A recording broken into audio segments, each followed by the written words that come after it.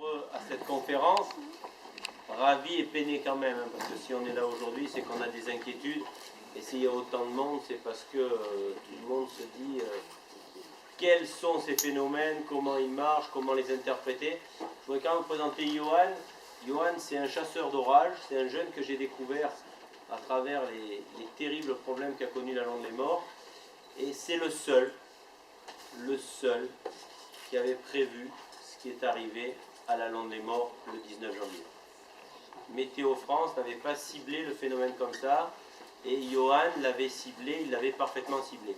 Donc sur ce, je l'ai contacté, on s'est contacté, on a commencé à travailler ensemble, et aujourd'hui, on est des premiers partenaires de Johan, qui commence à avoir beaucoup de mairies, beaucoup d'institutions, la cave coopérative, beaucoup de gens qui lui font confiance. Vous pouvez vous aussi peut-être prendre un abonnement auprès de Johan qui va vous donner des informations, mais vous savez que la mairie a toutes ces informations. Donc on va le laisser exposer la façon dont il travaille, comment il perçoit les orages, puis après je crois qu'on va échanger parce qu'on a beaucoup de choses à se dire. On s'en est dit beaucoup au niveau des vœux pour ceux qui sont venus écouter les vœux de la municipalité où je vous ai dit tous les travaux qui allaient se faire, tous les travaux d'urgence qui ont été faits, tous les travaux périns qui vont être faits, et la deuxième phase de travaux qu'on a commencé, comme je l'avais dit, dès le mois de janvier.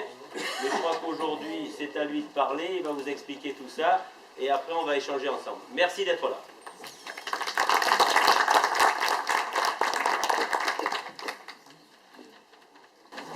Merci à tous d'être aussi nombreux. Ça fait plaisir de voir autant de monde. Bon, c'est vrai que les circonstances font que c'est un sujet qui prête à l'attention, on va dire. Donc, sur cette conférence, je vais revenir sur les inondations du 19 janvier, pourquoi c'est arrivé au niveau météorologique, et je vais également revenir sur les inondations du 27 novembre 2014, où là aussi on avait eu malheureusement de gros dégâts suite à un fort orage. Alors, donc, la base de la prévision météorologique, c'est tout simplement déplacement de masse d'air, anticyclone, dépression, ça vous connaissez tous, c'est grand public. Alors là, on a la situation prévue par un modèle de prévision américain pour le 19 janvier. Alors, généralement, à 4 jours, ça devient fiable.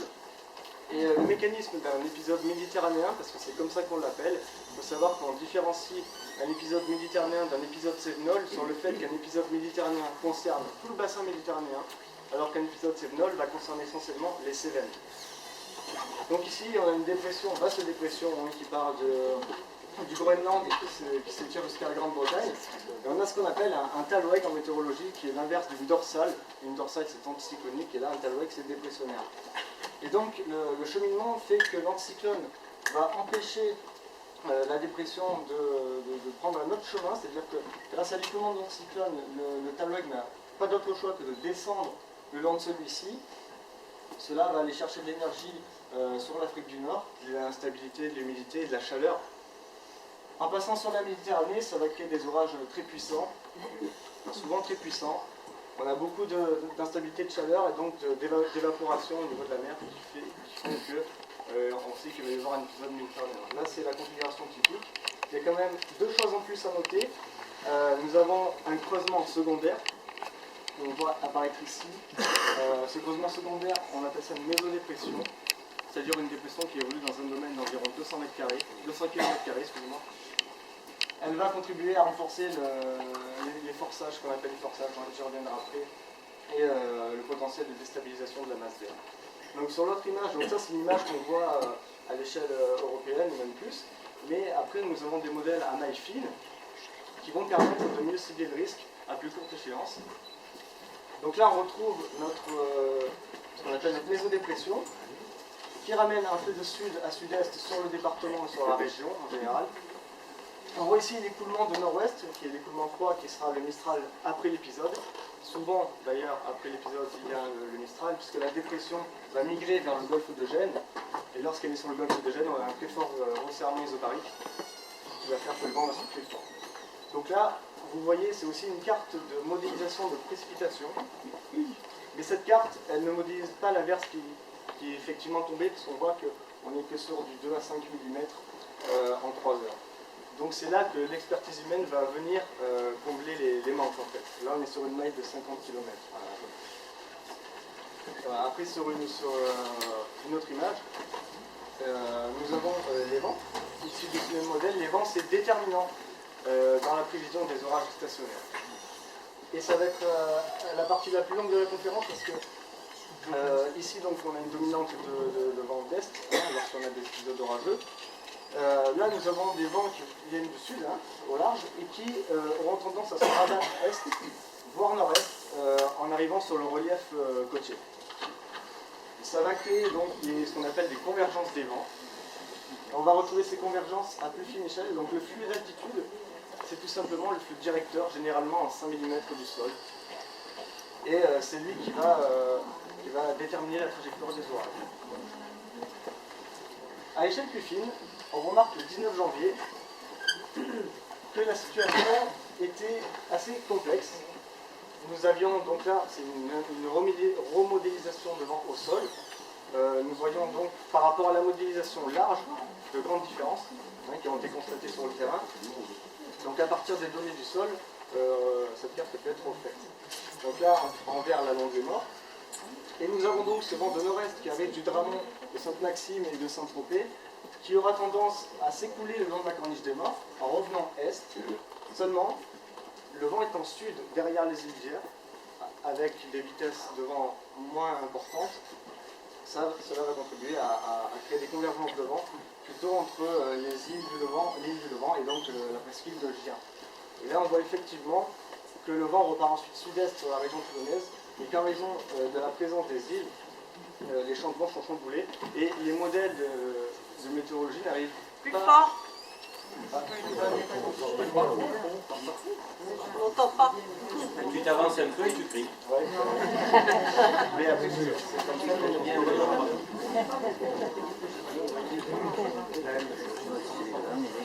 Parle fort. voilà. Donc on a des convergences de vent. Et ces Et donc on constate que le relief côtier joue un rôle majeur dans la répartition des vents, que les modèles n'arrivent pas à modéliser précisément, et c'est pour ça qu'on a des gros soucis de prévision à l'échelle nationale pour prévoir les épisodes orageux sur notre région. Sur l'image suivante, on a ce qu'on appelle ici une coupe verticale de l'atmosphère, donc sur la lande reconstituée, c'est-à-dire qu'on part du sol et on s'élève, et nous avons les directions de vent. Donc on voit que nous sommes en est, tendance est à nord-est sur le bord de mer à 10 mètres au sol. Plus on va monter, plus les directions vont changer en fonction du placement de la dépression. Et donc là, nous avons ce qu'on appelle un cisaillement directionnel de vent en fonction des altitudes. Avec l'instabilité qui était générée ce jour-là, c'était à même de supporter des orages stationnaires potentiellement forts et diluviens. En raison donc je vais venir tout de suite, l'anomalie, on appelle ça une anomalie de tropopause. Une anomalie de tropopause, c'est de l'air frais qui va buter sur de l'air chaud. Et sur la carte suivante, nous allons voir que, c'est très bien représenté, à l'avant de l'anomalie, nous allons avoir de l'air ascendant, c'est-à-dire de l'air qui monte. Je parle toujours en vitesse verticale. Donc vous avez les vents horizontaux, mais il y a aussi les vents verticaux. Ce sont les ascendances. À l'arrière de l'anomalie, on aura un air subsidant, c'est-à-dire un air écrasé. Donc plus de processus de convection. La convection qui est la formation des cumulus et des cumulonimbus, une nuage d'orage. Donc cette anomalie va passer sur de l'air chaud en basse couche, c'est-à-dire entre 0 et 2 mm environ. Elle aura tendance à faire réagir donc un conflit de masse d'air qui va générer, en passant sur la mer, ce type d'orage. Et donc des bacs orageux vont remonter de la mer, et ensuite, en fonction des dominantes de vent locales, ces orages auront tendance plus ou moins à prendre de la vitesse ou pas. Et dans le cas du 19 janvier, l'orage était bloqué par des vents d'est présents au niveau du Rayol et de Borne, alors qu'on était très temporairement repassé en sud-ouest au niveau du Travée et de Carqueiranne. Du coup, l'orage bloqué a pu se régénérer plusieurs heures, en fait, grâce à cet apport d'air chaud et humide de la mer, pendant un certain temps. Sur la carte suivante, on va voir la délimitation des fronts. Donc le front froid, qui est issu de l'anomalie de tropopause, et le front chaud à l'avant. Donc on le voit très bien, cette masse d'air chaud qui remonte de la Méditerranée.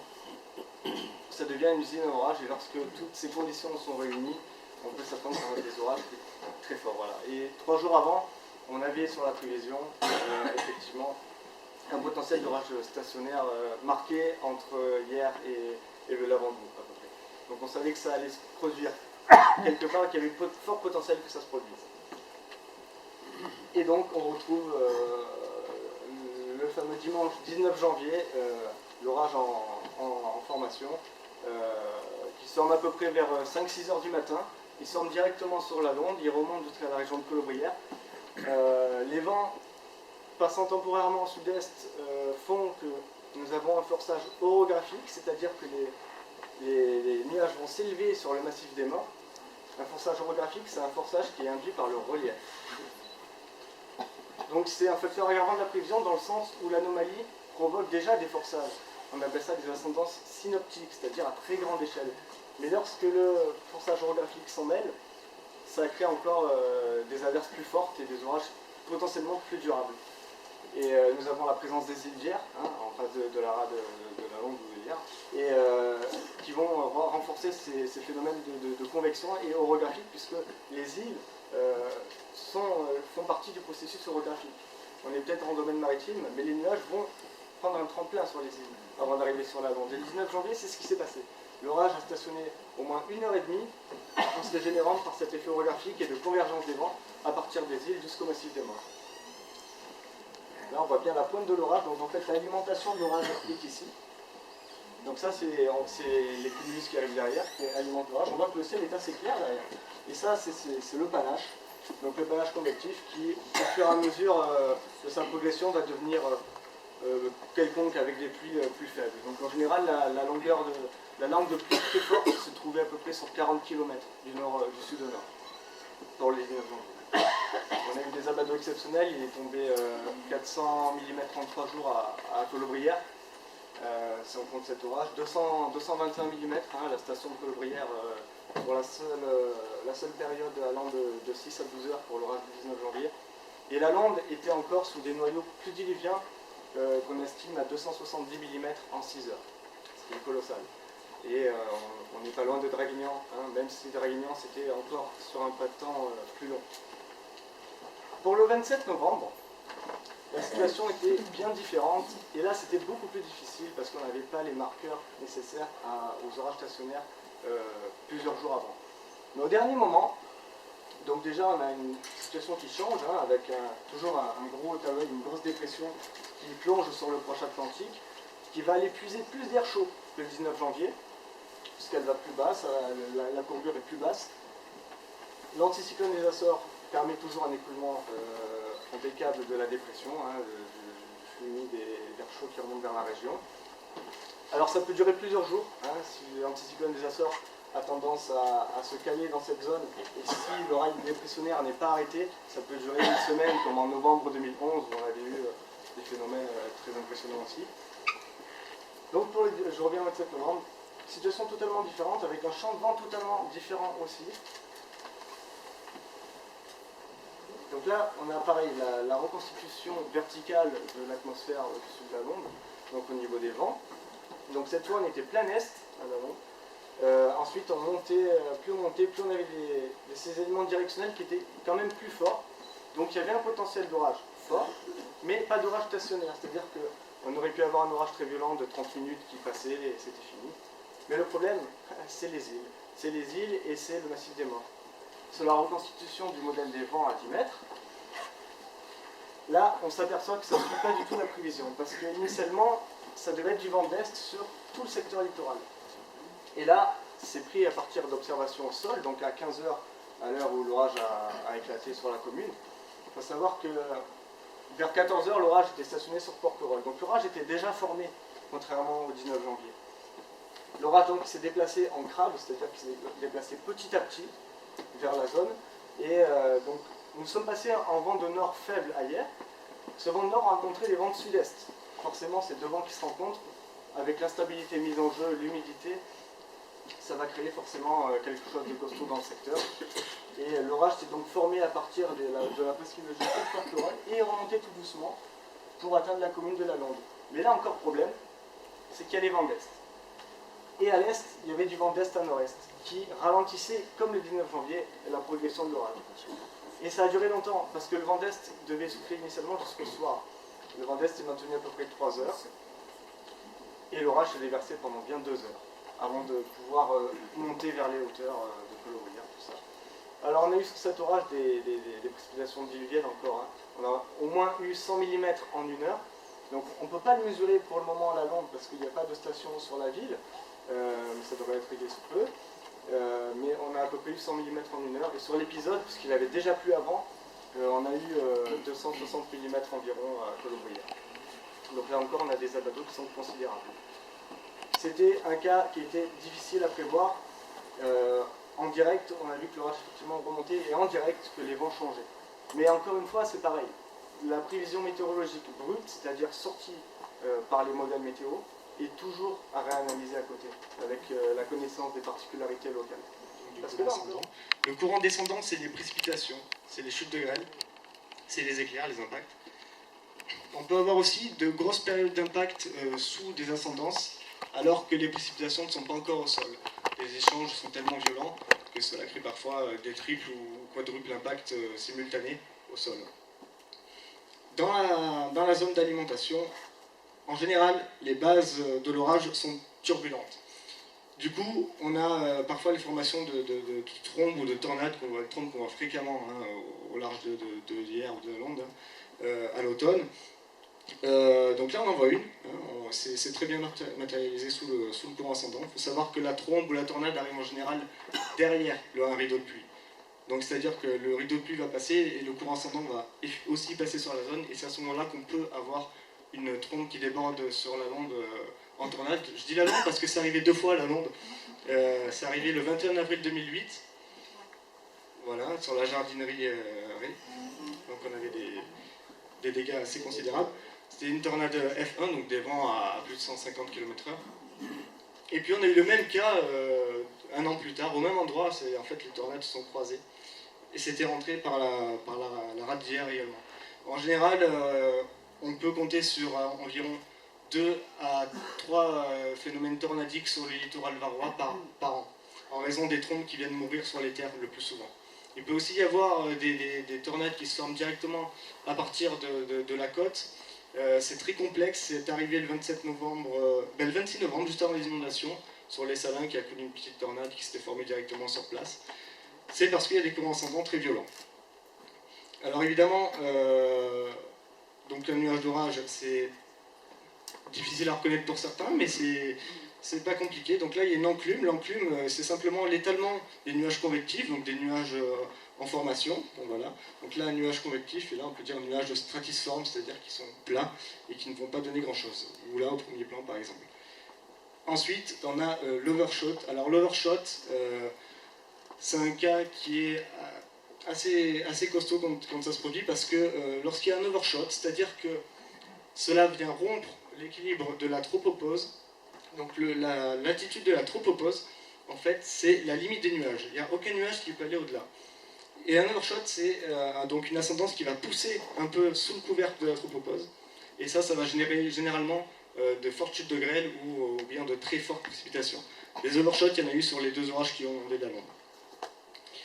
En général, il faut une instabilité très conséquente pour supporter un overshot. On appelle ça un envil aussi. Donc l'enclume, après, c'est l'étalement du nuage orageux.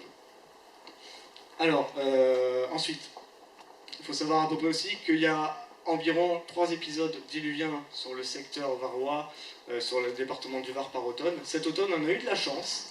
Il n'y en a pas eu. C'est vraiment rare. Il n'y en a pas eu. Par contre, ces dernières années, effectivement, il y a eu un nombre bien au-dessus de la moyenne. On a pu le constater. Et par contre, ce qu'il faut noter, c'est que ça n'arrive pas toujours à l'automne. Et effectivement, maintenant, janvier, on a vu qu'on pouvait avoir aussi des épisodes très violents. Alors, il y avait une théorie comme quoi c'était à cause de la température de la mer. C'est faux, hein. En janvier, la mer était seulement à 14 degrés, donc il n'y avait pas lieu de s'inquiéter à ce niveau-là. C'est simplement, la cause est purement météorologique, hein. Comme je vous l'ai montré tout à l'heure, c'est tout ce cheminement de dépression, de mésodépression, de creusement secondaire, de vent au sol, de répartition d'instabilité. Donc il y a un service que j'ai mis en place pour les particuliers. Donc il y a plusieurs zones sur le département, il y en a 4. Comme ça au moins ça peut être bien précis. faut savoir que le Var compte 13 microclimats. C'est énorme, c'est le département qui en compte le plus en France. Donc voilà, donc là tous les jours il y a un mail qui est actualisé sur les 4 zones du département qui vont défiler. Et c'est assez précis, donc c'est beaucoup plus précis que les météos nationales. Et à échelle communale, donc, comme monsieur le maire qui a été donc le premier à souscrire à mon service, hein, quand on s'était rencontré en mars 2015 suite aux inondations, il y a des alertes SMS personnalisées qui sont envoyées à la commune. C'est-à-dire que lorsqu'il y a un épisode orageux, ils sont prévenus plusieurs jours à l'avance. Ils sont prévenus, ils sont tenus au courant de l'évolution. Ils peuvent, en fonction de ces alertes, planifier les activités extérieures. Ils peuvent aussi prendre des décisions lorsque l'épisode est là, de fermer des routes ou quoi que ce soit au niveau sécurité. Et ça, c'est un vrai plus pour les mairies alentours, puisque du coup, il y a une cellule météo locale qui connaît la région, qui connaît le secteur, et qui peut les informer beaucoup plus précisément sur l'avancée des choses et dans les prochaines heures, ou à très court terme, dans les 2 heures. Alors, au-delà du système d'alerte SMS, ils ont des bulletins intempéries très précis qui sont actualisés souvent quand il y en a besoin. Il y a aussi une demande au niveau des vignerons. Donc les vignerons, c'est autre chose, hein, c'est pour la grêle aussi, mais les grosses pluies, ils n'aiment pas vraiment non plus. Et les grosses pluies au printemps, ben, ça peut arriver aussi. Hein. Donc voilà. Donc je travaille pour la cave de la Lande aussi depuis quelques mois, depuis l'été, hein, si je me souviens bien. Voilà, ça se passe très bien.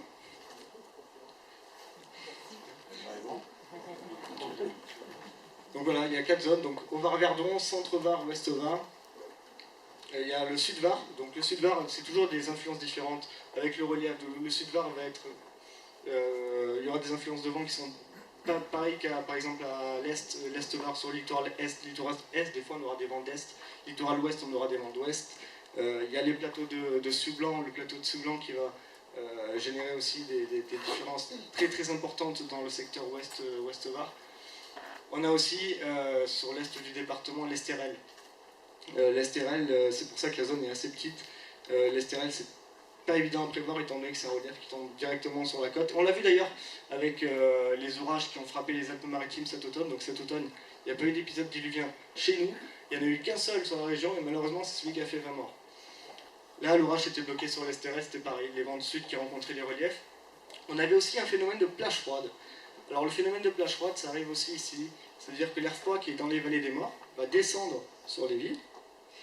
Et sur ce dôme d'air froid, qui est réparti au niveau du sol, les masses d'air vont avoir tendance à s'élever au-dessus des masses d'air chaudes. Et ce qui fait que c'est encore un facteur aggravant de la prévision, en plus du facteur orographique, donc de relief, en plus du forçage météorologique, hein, avec l'anomalie tropopause. Ça fait déjà trois potentiels meurtriers, quoi, rien que dans une situation. Et c'est ce qui s'est malheureusement passé encore à Mandelieu le 3 octobre 2015.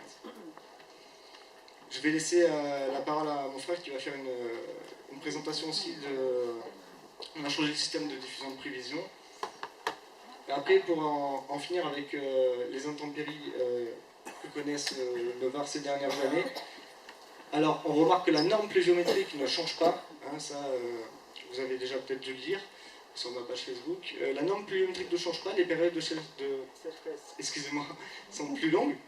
Donc c'est-à-dire qu'on aura des averses beaucoup plus fortes lorsqu'on aura des épisodes orageux, qui malheureusement se produiront à n'importe quelle période de l'année. Ça, il faut bien être conscient avec l'activité touristique qu'il y a dans notre secteur l'été. Je prie pour que ça n'arrive pas, parce que vraiment, ça serait vraiment catastrophique, 200 mm en 6 heures en plein été. Donc il faut s'attendre, malheureusement il faut vivre avec ça, il faut se dire que oui, le climat se réchauffe. Effectivement, on a moins de pluie, oui, mais les pluies, elles sont beaucoup plus fortes. Les normes pluviométriques ne changent pas. Sur une norme de 1000 mm, il va peut-être y avoir 10 jours de pluie en moins sur une année. Mais après, sur 30 jours, on enlève 10 jours et il reste 20 jours. Sur 20 jours, on aura peut-être à chaque fois 150 mm en 24 heures ou 200. Enfin, voilà. Messieurs, dames, bonsoir.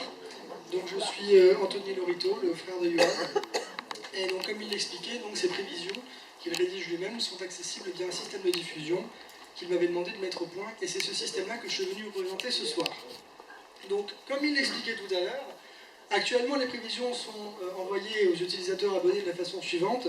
C'est Johan qui les rédige, il les met ensuite dans un mail, et puis il les envoie aux utilisateurs concernés. Tout simplement, ce système fonctionne très bien, il est encore en vigueur pour ceux qui sont abonnés. Il a quand même quelques inconvénients. Tout d'abord, il n'a pas beaucoup d'interaction avec l'utilisateur. C'est-à-dire que vous, quand vous recevez le mail, vous ne pouvez pas agir dessus. Les fonctionnalités d'un email sont également assez limitées. À part le lire, on ne peut pas faire grand-chose. Et aussi au niveau du visuel, on a effectivement quelque chose de beaucoup moins attrayant que si vous aviez une application à part. C'est moins coloré puisque du texte noir sur blanc, c'est quand même, certes, simple à lire, mais ça peut être amélioré avec une application. Donc, pour pallier à ces problèmes, et pour développer de nouvelles fonctionnalités vis-à-vis des services qu'il propose, aux particuliers comme aux professionnels, je le rappelle, il m'a demandé de plancher sur une application.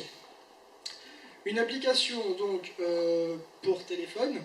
Pourquoi pour téléphone au départ? Parce que c'était à la mode tout simplement. En juin 2015, on a chiffré le nombre d'applications du magasin App Store disponible pour les iPhones et les iPads à plus d'1 500 000 applications. Et le magasin d'applications d'Android de chez Google est encore plus important. C'est donc quelque chose qui est largement rentré aujourd'hui dans les pratiques, et c'est pour ça qu'il m'avait demandé à l'origine de développer une application mobile. J'ai donc développé un système qui s'articule autour de deux grands axes, dont le premier est un moteur de gestion et de diffusion des prévisions, qui est entièrement cloud. On verra pourquoi, on verra ce que c'est, et pourquoi c'est important pour la suite. Et également, le deuxième grand axe, c'était l'application en elle-même. Il n'y a pas que l'application, le moteur effectivement qui est derrière est là pour la faire fonctionner, et vous, utilisateurs, abonnés, vous allez avoir accès à cette application-là. Évidemment, elle devait être disponible sur téléphone, smartphone, sur tablette également, puisque l'année dernière, le marché du PC, fixe, tour ou portable, était en net déclin, à cause des tablettes, entre autres, puisque c'est aussi simple de consulter l'information là-dessus que ça n'était sur un ordinateur qu'on va tenir sur les genoux et qui est un peu lourd et qui chauffe beaucoup. Donc, suite à ça, est née l'application Météo Provence. Certains sont peut-être déjà équipés dans la salle. Cette application, en plus d'être disponible sur smartphone et sur tablette, l'était également sur iPhone et sur Android, bien évidemment. Il était hors de question de laisser de côté l'une ou l'autre des deux populations, puisque l'ensemble des appareils fonctionnant sous iOS et Android représentent largement les 3/4 du marché actuel. Ça a donc donné naissance à une application sur laquelle on peut s'authentifier. Vous avez votre propre compte, bien évidemment, sur laquelle on peut avoir accès à une liste de prévisions, et sur laquelle, bien évidemment, on peut consulter les prévisions. Yoann peut diffuser à tout moment, et à n'importe qui, des prévisions très ciblées. La granularité du système fait qu'on peut cibler une personne, un groupe de personnes, les vignerons, les communes, d'autres entreprises ou les particuliers uniquement. Sur des territoires divers et variés, ça c'est Yoann qui décide quand il publie l'application. Ce système est également très bien, mais si les gens qui veulent accéder aux prévisions n'ont pas de smartphone ou pas de tablette, ils ne peuvent pas avoir accès à ceci et ils sont donc condamnés à rester sur le mail. Et donc, à la dernière conférence, j'avais dit que j'allais développer un système basé sur le cloud. Ce système existe puisque, après y avoir planché pendant quand même un petit mois, le temps de savoir comment j'allais le mettre en place, ça a donné naissance au site Météo Provence Web. Le site Météo Prévision, grâce à Météo Provence Web, sur votre smartphone, votre tablette ou votre ordinateur, quel que soit son système d'exploitation. Donc ceux qui n'avaient pas de téléphone, smartphone sous Android ou iPhone, peuvent désormais accéder aux prévisions avec toute la richesse d'une interface web. Et le moteur qui diffuse ces prévisions est, comme je le disais, unique pour ces deux applications, ce qui est résolument dans l'air du temps puisque le cloud est actuellement très à la mode. Tous les grands acteurs du marché s'y sont mis, Facebook et Google notamment. Voilà, j'ai terminé et je vous remercie de votre attention. Par rapport au mail, vous avez deux services en plus. C'est-à-dire que vous avez un service de prévision immédiate, c'est-à-dire à moins de 8 heures, et également un bulletin sur le risque hydrologique dans le département lorsque cela est nécessaire. Voilà, c'est départemental, mais après c'est bien ciblé par zone. Ce qui fait que quand on en parle avec les pompiers, quand on en parle avec les services de secours, pour faire évacuer une population, il faut plus de 4 heures. Et malheureusement, la fiabilité, vous l'avez compris, elle est à 2 heures. Donc c'est très très compliqué. Au niveau de la région, parce que je viens d'être élu conseiller régional, j'ai été nommé par Christian Estrosi pour toute la région PACA, responsable des risques naturels et de la sécurité civile. Donc c'est un sujet que je commence à bien maîtriser, que je vais encore plus maîtriser, et si on veut être tranquille, il n'y a qu'une chose à faire, c'est les travaux. Parce que si on ne réussit pas les travaux, les épisodes qu'on connaît, seront de plus en plus fréquents. Et on ne peut pas vivre éternellement la peur au ventre. Alors la difficulté, c'est de faire comprendre aux législateurs, et ça va être mon travail, pendant 5 ou 6 ans, d'expliquer aux législateurs qu'on ne peut pas nous laisser dans cet état. Parce que qu'est-ce qui se passe? Alors, je m'excuse pour ceux qui sont venus au vœu, mais je le reprends. Qu'est-ce qui se passe? Catastrophe naturelle. Vous avez 6 mois pour réaliser les travaux. C'est ce qu'on appelle les travaux d'urgence. Au-delà des 6 mois, vous ne pouvez plus faire de travaux. Alors à force de se battre, on arrive encore à avoir des travaux, puisque là on en fait encore toute une série, mais c'est une bagarre contre l'État en permanence. Et l'État aujourd'hui veut qu'on fasse des plans de prévision, qu'on appelle des PAPI, et pour nous compliquer la tâche, il nous demande de faire des PAPI intercommunaux. C'est-à-dire qu'on est obligé de créer un PAPI avec Colobrières, Bormes et Lavandou. Alors avec Bormes et Lavandou, il faut m'expliquer où c'est qu'on a des bassins d'orange communs. Mais c'est obligé. Le législateur aujourd'hui fait tout pour freiner l'action, parce que je pense que c'est un problème de moyens, et ne nous laisse pas faire. Il faut qu'on fasse une étude environnementale. Cette étude environnementale, il faut qu'elle soit commune. C'est-à-dire qu'on met 1 an et demi, alors on met 1 an et demi à faire une étude hydraulique, chacun dans son côté, on met l'étude hydraulique en commun, on met encore 1 an et demi afin d'obtenir toutes les autorisations, c'est-à-dire que dans 1 an et demi, on pourra commencer les travaux. Les travaux, pour arriver à s'en sortir sur la commune de la Londe, sont des travaux pharaoniques. C'est des travaux qui coûteront plus de 15 millions d'euros. C'est facile à comprendre. Tous les ouvrages qui sont sur le Pansard ou sur le Maravenne, au niveau de chaque ouvrage, ça fait entonnoir. Et le vrai danger, parce qu'il y a toujours l'État, il a toujours des idées que vous ne pouvez pas avoir. Il n'y a qu'eux qui peuvent les avoir. C'est que le PPRI qu'on avait sur la commune, a priori, ça correspond au débordement qu'il y a eu. Mais le vrai danger, c'est que l'État, pour se couvrir, il va l'étendre, le PPRI. Il va essayer de classer en zone inondable le maximum. Et c'est là aussi où la loi est mal adaptée. Parce que nous, on va faire des travaux, on va sortir des zones de l'eau. Ben, l'État dit, les zones rouges resteront les zones rouges, même si vous y faites les travaux, on considérera que ces zones restent rouges. C'est là où ça ne va pas. Parce que les zones feu, on parle des inondations parce qu'on a tous été touchés, mais n'oublions pas que nous sommes des zones à risque feu énorme, et qu'on n'est pas à l'abri. Donc il va falloir là aussi continuer à faire des travaux colossaux. Je ne sais pas si vous avez suivi l'actualité, mais au niveau de ma communauté de communes, j'ai proposé que tout ce qui concerne le feu soit mutualisé pour qu'on obtienne un maximum de subventions et qu'on travaille en commun, parce que si on veut protéger nos villages du feu, il faut quand même qu'on ait une réflexion commune. Tout ça pour vous dire PPRIF, par contre, PPRIF, quand vous faites les travaux, là, hop, on sort vos maisons des zones feu. Alors pourquoi on ne le fait pas pour l'eau? Parce que je veux dire, si demain on fait des travaux qui font que vos maisons ne sont plus dans l'eau, je ne vois pas pourquoi on les gardera en zone rouge. Ça aussi, c'est un combat qu'il faut mener, parce que je ne veux pas que les gens soient spoliés, parce qu'il y a eu, en 68, pour ceux qui habitaient déjà la Londe, il y a eu une inondation qui est due au fait que l'EDF avait des poteaux en bois qui se sont bloqués sur le pont de la coopérative, et ça a fait une inondation. Donc voilà, aujourd'hui, il nous faut donc, si on prend le parcours logique, à Notre-Dame-des-Morts, où les maisons ont été rachetées par le fonds Barnier, où on a réussi un véritable exploit de faire racheter ces maisons au prix du marché, je vous garantis que c'est un véritable exploit, parce que même en Dracénie, ils n'y sont pas arrivés. Aujourd'hui, là, il y aura un grand bassin de rétention pour freiner le passage de l'eau sur le pont de Notre-Dame-des-Morts. Ensuite, il faut élargir la rivière. Ensuite, il faut refaire un gué, pour ceux qui connaissent, au pain de la commune, et enlever ce pont de cadre. Je vous rappelle que mon père avait fait un gué qui a été cassé pour faire un pont de cadre. Je pense que ce n'est pas très judicieux. Donc on va recasser, on va refaire un gué. À partir de là, il faut le pont à arche de la coopérative faire qu'un seul tablier pour que ça passe dessous. Il faut élargir le pont du Cournot avec une arche de 10 mètres. Il faut faire un canal pour aller jusqu'à la mer.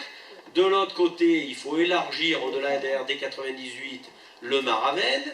Il faut refaire un canal de dérivation qui aille jusqu'à la mer. Le tout en faisant des digues de 2 mètres. Et en disant, monsieur le maire, maintenant vous avez fait des digues, c'est vous le responsable complet. Parce que nous, des digues, on n'en veut pas. Très bien. Voilà. Donc, pardon? On part toujours du bas vers le haut, oui, parce que sinon ça n'a pas d'intérêt. Mais ça, je pense que tout le monde l'avait compris, monsieur l'ingénieur. Je pense que tout le monde l'avait compris. On part toujours d'en bas pour remonter. Oui, c'est une logique. Voilà ce que je voulais vous dire.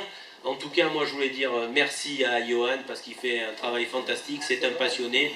Et s'il y a autant de monde ce soir, c'est grâce à lui, parce que tout le monde a pu comprendre les phénomènes orageux. Tout le monde a pu comprendre que c'était très complexe. Le vent qui tourne, les îles qui font écran, ça tient à rien, et en 2 heures, ça déstabilise toute une population, ça traumatise un village, ça traumatise des familles.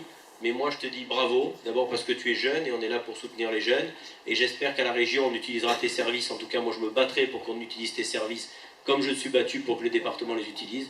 Je crois que la France est là, c'est la relève. Bravo.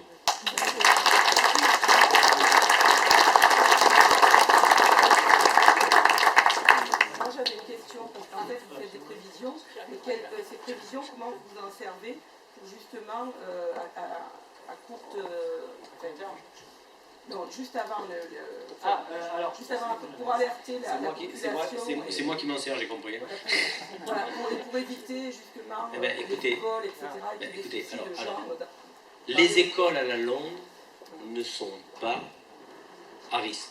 Où elles sont placées, il n'y a aucun risque. Non, c'est pas l'école, c'est les parents, par exemple, si à la sortie... Oui, mais le drame qui est arrivé, je ne voulais pas en parler ce soir, mais bon... Non, mais c'est parce qu'il y a des écoles qui ont été fermées, et il y en a d'autres qui n'ont pas été fermées. On a toujours dit aux parents de ne pas prendre les enfants. Les consignes étaient strictes. Il y avait des élus devant les écoles qui ont dit... Moi, quand il y a eu ça... Parce que moi, je suis enseignante à hier, par exemple, je suivais... Non, mais nous, le 19 janvier, c'était un dimanche. Le 27 novembre, c'était pas un dimanche, malheureusement. Ouais, malheureusement. Donc, nous, il y a eu des élus tout de suite qui sont allés devant les écoles et on a dit aux gens, il faut rester là, il ne faut pas prendre vos enfants. Il y a des gens qui ont voulu prendre leurs enfants et vous êtes enseignante, vous savez que les directeurs ont fait le nécessaire, mais du moment que vous voulez prendre votre enfant, vous signez une décharge, vous faites ce que vous voulez. Après, il y a des circonstances qui font que... Il faut savoir que sur la route de Valcro,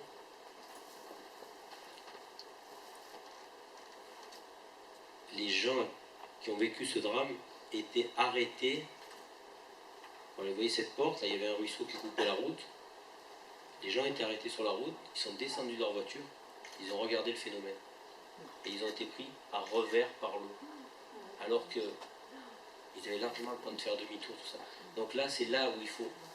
Quand on dit aux gens, et je vous ai donné un document de prévention à tous, quand on ferme des routes, quand on dit aux gens de ne pas passer, il y a toujours des gens qui passent. Quand il y a des inondations, regardez le nombre de véhicules qui circulent dans la commune. Donc c'est pour ça qu'on va mettre des caméras le long des rivières, pour que de chez vous, vous puissiez voir la montée des eaux de la rivière, et non plus aller voir ce qui se passe. Voilà. Maintenant, le phénomène d'alerte et le phénomène d'évacuation. Personnellement, je suis contre. Parce que quand vous commencez à dire aux gens, si on a une lisibilité à 5-6 heures, pas de problème. On donne des consignes, on met des gens, on évacue. Quand vous commencez à dire aux gens, à moins de 2 heures, qu'il y a un risque qui peut arriver, vous voyez, l'école était fermée toute la journée sur hier, par exemple, le même jour. Parce que vous aviez des consignes, peut-être, mais nous, on n'avait pas lieu. Hier avait déjà été touché par un épisode quelques jours avant. On n'avait pas lieu de s'inquiéter. Et c'est ce qu'il vous a dit, c'est les vents qui changent, qui tout à coup amènent... Je veux dire, c'est très très compliqué à gérer. Le 27 novembre, c'était vraiment un concours de circonstances qui arrivait à la longue. Franchement, 2 jours avant, quand je faisais la prévision, je ne m'attendais pas à ça. Par contre, quand j'étais sur le terrain, que j'ai vu que l'orage venait de Porquerolles, et effectivement que ça ne suivait pas la prévision, là j'ai commencé à m'inquiéter. Concernant l'installation de stations automatiques sur la commune, je fais un détour là-dessus parce que ça va considérablement améliorer le système d'alerte que j'administre. Parce que grâce à ces stations, on va pouvoir savoir combien de précipitations il va tomber sur un pas de temps, c'est-à-dire qu'on va pouvoir les mesurer sur 6 minutes, sur 12 minutes, sur 30 minutes, c'est-à-dire qu'on va pouvoir voir tout de suite ce qui va se passer, et tout de suite sur un bassin versant, parce que les inondations qui ont frappé la Londe. Malheureusement, on a eu on doit lever, je pense. Non, malheureusement, Ah, ça arrive malheureusement. aussi. Oui, non, malheureusement, c'est aussi dû en grande partie à de très forts abats d'eau sur les premiers reliefs. Et Valcro en fait partie. Parce que quand ça tombe sur Valcro, qui tombe 100 mm en 1 heure sur Valcro, quand ça dévale, eh ben, ça dévale très fort. Et ça, on va être en mesure de le prévoir. Alors après, les ondes de crue, on peut les prévoir à 30 minutes d'avance. C'est déjà considérable par rapport à ce qui s'est passé. J'en profite aussi pour remercier les hommes de M. Gérard Robert qui vient d'arriver, adjoint aux travaux et aux services techniques, parce que croyez-moi, ce qu'ont fait les hommes de Gérard Robert et l'intendance aussi de Mme Nicole Chaskin, croyez-moi, on peut critiquer les employés municipaux, mais ce qu'ils ont fait dans ces circonstances-là, je crois que vous pouvez les applaudir très très fort.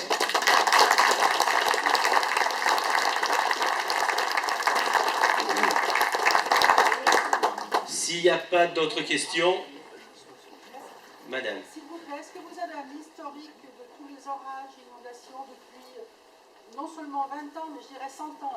Écoutez, dans l'étude hydraulique qu'on a fait, on a repris tout ce qu'on avait pour situer cette crue et cet orage. C'est la référence aujourd'hui. Il n'est jamais tombé autant sur la Londe des Morts. Juste pour rappel, combien le cru de référence, vous dites, c'est combien qu'il est tombé sur la Londe? Il est tombé, 19 janvier, combien? C'était 250 mm, je crois. 250 de mémoire. Mais je veux dire, colossal.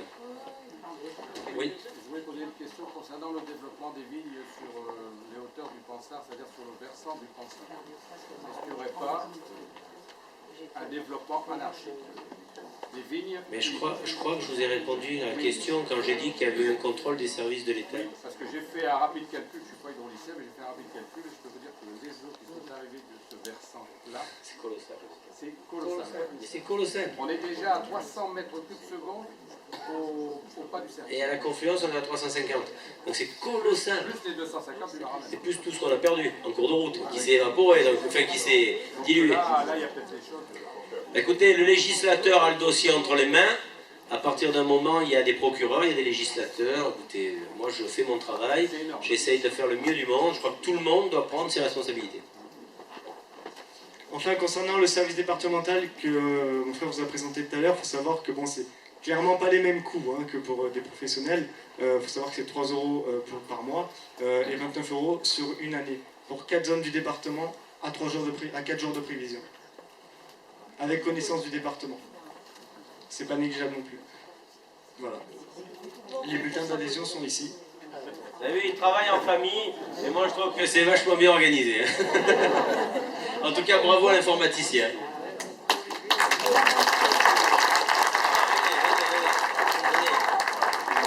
Alors la maman est là, on applaudit la maman, très bien. Et le papa? Et le papa est là. Vous pouvez être fiers de vos enfants. Félicitations, en tout cas nous on les apprécie grandement. Je connaissais pas le frère, mais je vois que c'est un travail d'équipe. Et j'espère que ça va bien marcher, qu'ils vont réussir. En tout cas, nous, on sera toujours vos partenaires, que ce soit les vignerons, le conseil départemental et j'espère bientôt le conseil régional. Et j'espère qu'il y aura des gens qui vous suivront. Merci à tous, bonne soirée.